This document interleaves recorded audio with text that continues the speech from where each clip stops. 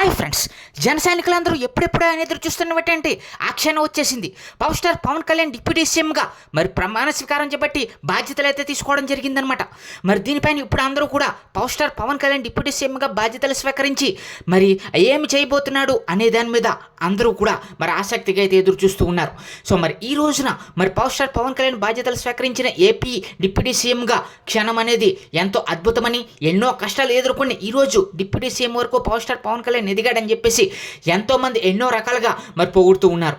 అసలు 2019లో ఒక్క సీటు గెలిచిన దగ్గర నుంచి ఇప్పుడు ఈరోజు ఈ క్షణాన్ని 21 సీట్లకి 21 చోట్ల గెలిచి మరి 2 పార్లమెంట్లో గెలిచి ఏకంగా ఏపీ రాజకీయాల్లో దేశం మొత్తం ఏపీ రాజకీయాల వైపు చూసేలా చేసేటువంటి ఏకైక వ్యక్తిగా పవర్ స్టార్ పవన్ కళ్యాణ్ ఎదిగి ఈరోజు డిప్యూటీ సీఎంగా ఛార్జ్ అయితే తీసుకోవడం జరిగిందనమాట. దీంతో ప్రతి ఒక్కరు కూడా ఎంతో ఆనందాన్ని వ్యక్తం చేస్తూ ఉన్నారు.